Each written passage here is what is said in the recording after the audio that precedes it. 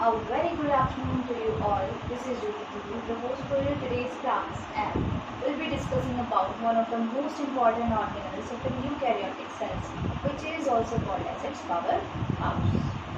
You guys have already studied about this powerhouse in your previous classes, so without wasting time, let's get started. Okay. Let me first tell you about the contents I'll be discussing today. Okay. And the contents include the history, size, shape, structure and functions of mitochondria. So let's talk about the history first. Mitochondria as an organelle was discovered by a physiologist, Albert von Kolliker, in the year 1857, and the name mitochondria was given by another scientist, Benda, in the year 1869. So we can say that Kolliker is the founding father and Benda has given its name mitochondria. Okay, we don't need to go much deep into the history of mitochondria, so let's discuss about the size of mitochondria. Mitochondria is a very minute organelle that is not even visible under the microscope when it is not stained or dyed. Okay, then what is the size? The size of mitochondria varies upon diameter or the length. Okay, and the range of diameter and the length varies depending upon the size of an eukaryotic cell or the metabolic activity of the cell. So,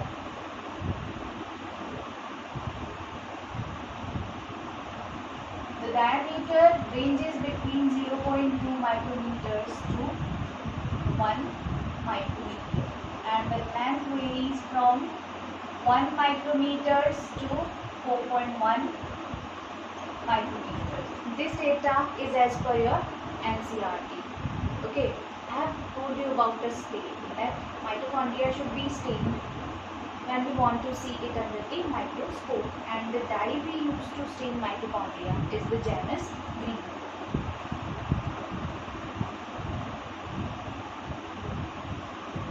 This dye is highly reactive towards the presence of oxygen in the cells. Okay, we'll discuss about this later.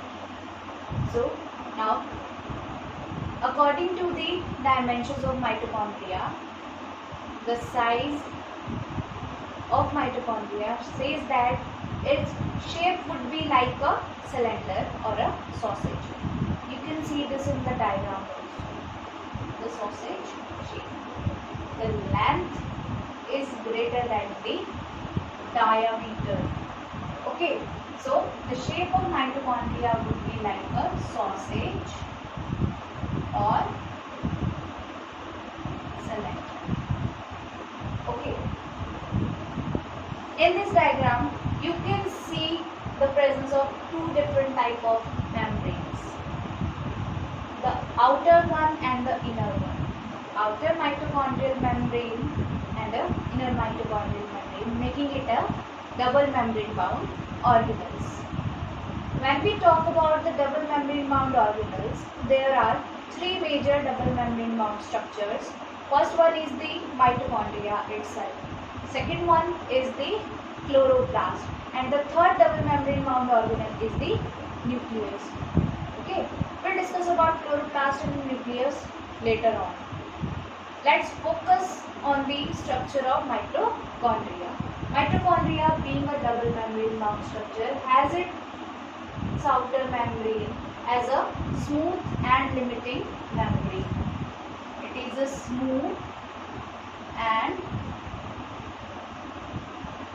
limiting membrane, and the inner mitochondrial membrane on the other hand has got many infoldings which are called as the cristae. As you can see the infoldings in the mitochondria, मस्त infoldings है mitochondria में बहुत सारे. These cristae are meant to increase the surface area for the metabolic functions of mitochondria. This shows that more the number of Christie, more will be the metabolism of mitochondria. Okay, lesser the number of Christie, lower is the metabolism. Okay, but let me first tell you, you should not get confused between Christie and Cisterni, as most of us will get confused between Christie and Cisterni at any moment. Okay, always remember that Christie are a part of inner mitochondrial membrane and the Cisterni are the part of the Golgi apparatus. Okay, Christie are like this, and these structures I have made on the board are the Golgi cisterni. Okay, we'll discuss about the differences in the next class. Okay, so by the presence of two membranes, mitochondria can be divided into two compartments, the outer compartment and the inner compartment. The outer compartment lies between the outer mitochondrial membrane and the inner mitochondrial membrane, this compartment. Okay, and this outer compartment is called as the intermembranal space or the perimitochondrial space. The second compartment, on the other hand, is enclosed by the inner mitochondrial membrane only, and we call this inner compartment as matrix.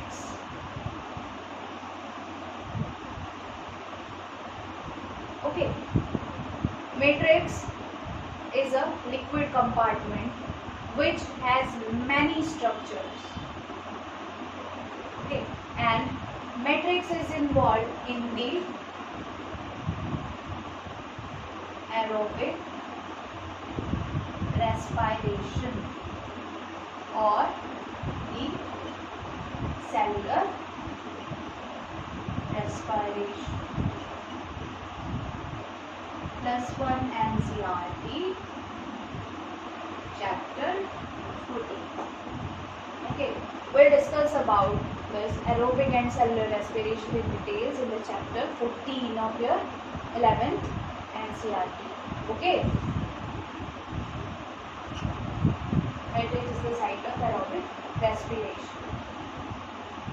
Or matrix has a single circular double-stranded DNA and 70S ribosomes. But did you notice that mitochondria has a DNA and the ribosomes just like that of a prokaryotic cell? How come? We'll discuss about this presence of a circular DNA and 70S ribosomes with the help of a theory called as the endosymbiotic theory in our next lecture. Okay.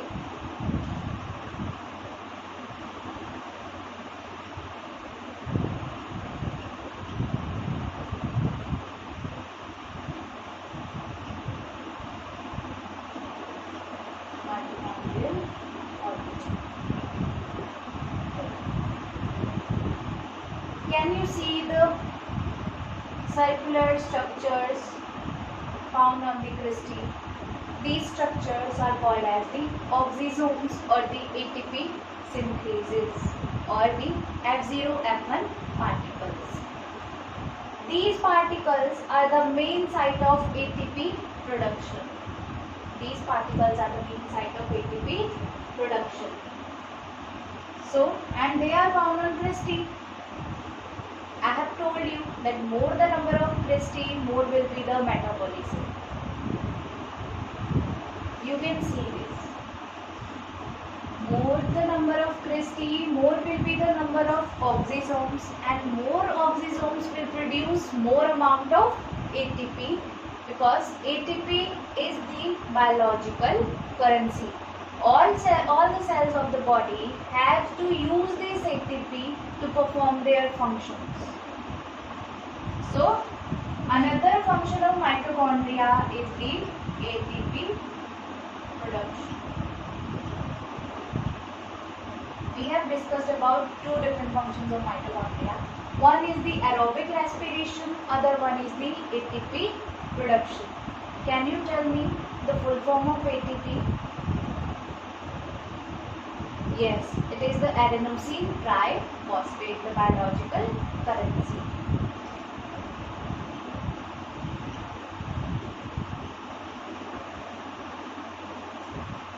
Okay, so you can see that mitochondria has its own DNA and own ribosomes. So mitochondria having its own DNA and ribosomes can produce some of its own proteins. Okay. Can produce some of its own proteins. But it has to take many proteins from the nuclear genome for its optimum functioning. Okay. It is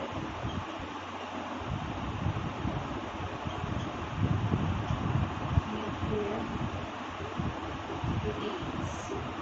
Okay. So with this statement that mitochondria can produce its some proteins, but it has to be depending upon the nuclear proteins for its normal functioning. We can say that mitochondria is a semi-autonomous organelle. Mitochondria is semi-autonomous organelle. Okay. Mitochondria divides on its own by the process of binary fission.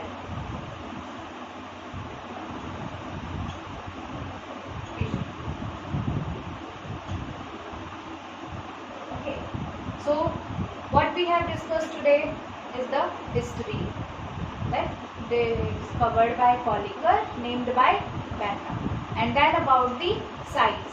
It is a minute organelle. Then we have discussed about the shape. It has a shape of sausage or a cylinder. Then we have discussed about its structure. It is a double membrane bound organelle. Okay, carrying its own DNA and ribosomes. Then we have discussed about its functions. That mitochondria is involved in the aerobic respiration and the synthesis of ATP. We can conclude that the number of mitochondria in the eukaryotic cell is directly related to the metabolism of a cell. More the number of mitochondria, higher will be the metabolism. Okay, so we'll discuss about mitochondria in details in our next class. I thank you so much for attending my class. Good evening.